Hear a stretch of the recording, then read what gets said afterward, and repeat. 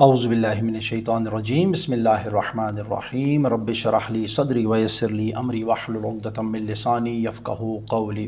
سورہ المائدہ، سورہ نمبر 5 قرآن مجید کی، اس کا خلاصہ اور اس کے مضامین۔ اس کا تعارف، سورہ المائدہ قرآن مجید کی 5ویں سورت ہے جس میں 120 آیات اور 16 رکوع ہیں۔ یہ مدنی سورت ہے، یعنی ہجرت کے بعد نازل ہوئی ہے۔ یعنی دو قسم کی صورتیں نا، ایک مکی اور ایک مدنی ہے، اور اس میں شریعت کے احکامات، اہل کتاب یعنی یہود و نصارہ کے رویوں اور اللہ کے عہد کی پاسداری پر زور دیا گیا ہے۔ اس کے اہم مضامین: نمبر 1، اس کے تقریباً 10 اہم مضامین بنتے ہیں۔ 120 آیات کو 10 اہم مضامین پر تقسیم کیا گیا ہے۔ نمبر 1، حلال و حرام کے احکامات، آیت نمبر 1 سے لے کر 5 تک۔ حلال اور حرام کھانوں کی تفصیل اس میں بیان ہوئی ہے۔ اس کے بعد شکار کے احکامات بیان ہوئے ہیں، اہل کتاب کے ذبیحے اور ان کی عورتوں سے نکاح کی اجازت کا احکامات۔ نمبر 2، وضو، طہارت اور نماز کے احکام، آیت نمبر 6 میں۔ یعنی وضو کا جو فرض، ہم جو کہتے ہیں وضو فرض ہے، تو وہ اس آیت نمبر 6 سے ہمارے پاس ثابت ہے۔ حکم ہے کہ جب آپ نماز کا ارادہ کرو تو اپنا چہرہ، اپنے کونیوں تک ہاتھ، سر کا مسح اور ساتھ پاؤں، اور پھر آگے اسی طرح تیمم وغیرہ کا، وہ طہارت کا اس میں آیت نمبر 6 میں ذکر ہے۔ نمبر 3، اللہ کے عہد اور انصاف کی تلقین، آیات نمبر 7 سے لے کر 11 تک۔ اللہ کا جو عہد، وعدہ اور انصاف کی تلقین کی گئی ہے کہ اللہ انصاف کرنے والا ہے۔ ایمانداروں کو عہد کی پاسداری کا حکم، جو لوگ ایماندار ہیں ان کو حکم دیا گیا ہے کہ وہ اپنے عہد، اپنے وعدوں کی پاسداری رکھیں۔ عدل و انصاف کا حکم، حتیٰ کہ دشمنوں کے ساتھ ہی کیوں نہ ہو۔ نمبر 4، بنی اسرائیل کی نافرمانیاں اور ان کا انجام، آیات نمبر 12 سے لے کر 26 تک اس کا ذکر ہے کہ پیچھے جو بنی اسرائیل گزرے تھے ان پر اللہ کے جو احکامات تھے، انہوں نے اس سے جو روح گردانی کی، ان کی جو وعدہ خلافیاں تھیں اس کے بارے میں، اور ان کا انجام۔ حضرت موسیٰ علیہ السلام کی قوم کی سرکشی اور ان پر زمین میں 40 سال بھٹکنے کی سزا، موسیٰ علیہ السلام۔ اب اس کی گہرائی میں نہیں جاتا کہ حضرت موسیٰ علیہ السلام، ہر ایک کو پتہ ہے قرآن مجید میں موسیٰ علیہ السلام کا ذکر آیا ہوا ہے، تفسیر میں ہمیں بہت کچھ ملتا ہے حضرت موسیٰ علیہ السلام کے بارے میں۔ نمبر 5، قصہ حابیل اور قابیل، آیت نمبر 27 سے لے کر 31 تک اس کا ذکر آیا ہوا ہے، حابیل اور قابیل کا، ٹھیک ہے، وہ قتل جو ہوا تھا اس کا۔ آدم کے 2 بیٹوں کی قربانی کا واقعہ، قابیل اور حابیل کو، قابیل کا حابیل کو قتل کرنا اور اس سے عبرت حاصل کرنے کا درس۔ یعنی قابیل جو تھا اس نے کیا کیا تھا، حابیل کو قتل کر دیا تھا، اور اس سے درس کیا حاصل ہوتا ہے۔ نمبر 6، مضمون نمبر 6، قتل کے بدلے قتل اور زمین میں فساد کا حکم۔ یعنی جو لوگ قتل کے بدلے قتل کا حکم دیا گیا ہے، اور جو لوگ زمین پہ فساد کرتے ہیں اس کا حکم، آیت نمبر 32 سے لے کر 34 تک۔ یعنی کہ اسی 32 نمبر کی آیت میں اللہ تعالیٰ فرماتے ہیں کہ خلاصہ اس طرح ہے اس کا کہ جس نے ایک شخص کو یا ایک جان کو بغیر کسی وجہ کے، یعنی ناحق قتل کیا، تو گویا وہ ایسے ہے جس نے تمام انسانیت کا قتل کیا، اور جس نے ایک جان کو بچایا اس نے تمام انسانیت کو بچایا۔ یہ آیت نمبر 34 تک مفصل اس میں ذکر آیا ہوا ہے۔ جو شخص کسی بے گناہ کو قتل کرے، یہ آ گیا، گویا اس نے پوری انسانیت کو قتل کیا۔ زمین میں فساد پھیلانے والوں کے لیے سخت سزا کا حکم ہے۔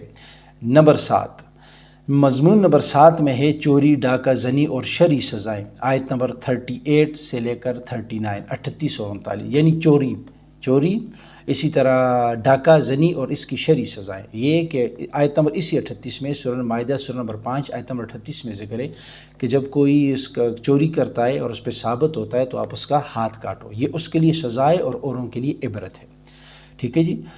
چور کے ہاتھ کاٹنے کا حکم، سچی توبہ پر مغفرت کی بشارت، خوشخبری، یعنی جو لوگ سچی توبہ کرتے ہیں ان کے لیے خوشخبری۔ نمبر 8، مسلمانوں کو یہود و نصارہ سے دوستی میں احتیاط کی نصیحت، آیت نمبر 51 سے لے کر 57 تک اس چیز کا ذکر ہے۔ یہود و نصارہ کو مسلمانوں کے دوست بنانے سے منع کیا گیا ہے، یعنی یہود و نصارہ جو ہیں وہ، اس کا ذکر سورہ بقرہ میں بھی آیا ہوا ہے کہ یہ آپ لوگوں کے دوست نہیں ہو سکتے، یعنی کہ منع کیا گیا ہے مسلمانوں کے دوست وہ یہود اور نصارہ یہ 9۔ اچھا جی، اہل ایمان اور اللہ اور اس کے رسول کے ساتھ وفادار رہنے کی تلقین، یعنی جو اہل ایمان ہیں ان کو اللہ اور اللہ کے رسول کے ساتھ وفادار رہنے کی تلقین کی گئی ہے۔ نمبر 2، حضرت عیسیٰ علیہ السلام اور نصارہ کے عقائد کی اصلاح، پھر اصلاح۔ اب دیکھیں یہ ہر صورت میں تقریباً یہی چیز چلتی آ رہی ہے۔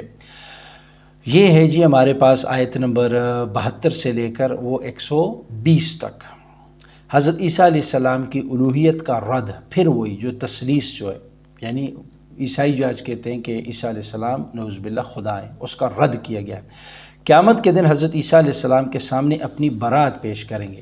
عیسیٰ علیہ السلام اللہ کے سامنے اپنی برات پیش کریں گے، مطلب یہ کہ وہ اللہ کو یہ کہیں گے کہ میں نے ان کو نہیں کہا تھا کہ میری عبادت کرو یا مجھے خدا کا بیٹا بناؤ یا مجھے بیٹا بناؤ، خدا بناؤ، ٹھیک ہے۔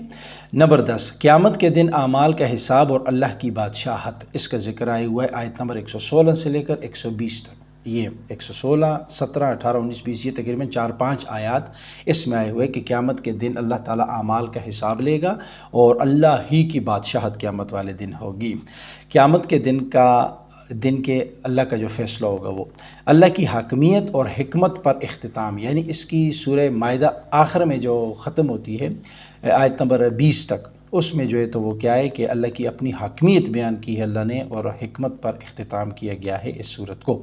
اس کا خلاصہ ہمارے پاس بنتا کیا ہے؟ سورہ مائدہ میں بنیادی طور پر شریعت کے قوانین، یعنی جتنے بھی شریعت کے قوانین ہیں، شریعت تو آپ کو پتہ ہے اللہ کا حکم اور رسول صلی اللہ علیہ وسلم کا حکم، وہ شریعت کہلاتا ہے، ان کے قوانین بیان کیے گئے ہیں، حلال و حرام کے احکامات اس میں بیان ہوئے ہیں، عدل و انصاف کی تلقین، بنی اسرائیل کی نافرمانیوں کے واقعات اور اہل کتاب کے غلط عقائد کی اصلاح کی گئی ہے۔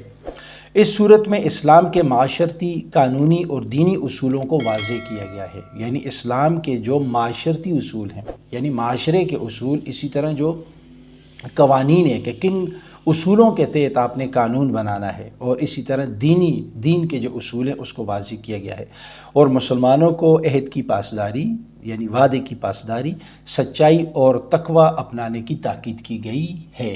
یہ تھا ہمارے پاس سورہ مائدہ کا مختصر خلاصہ۔ امید کرتا ہوں کہ یہ جو صورتوں کے خلاصے میں آپ کے سامنے رکھ رہا ہوں یہ آپ کے لیے آسان ہوگا۔ اس کا مقصد یہ ہوتا ہے اصل میں کہ کسی چیز کا خاص طور پر اس ٹرمینالوجی میں قرآن کریم کو جب ہم پڑھیں گے، خلاصہ ہمارے سامنے ہوگا، تو پھر جب ہم اس کو پڑھیں گے ترجمے کے ساتھ تو پھر ہمارے لیے وہ چیز سمجھنا آسان ہوگی۔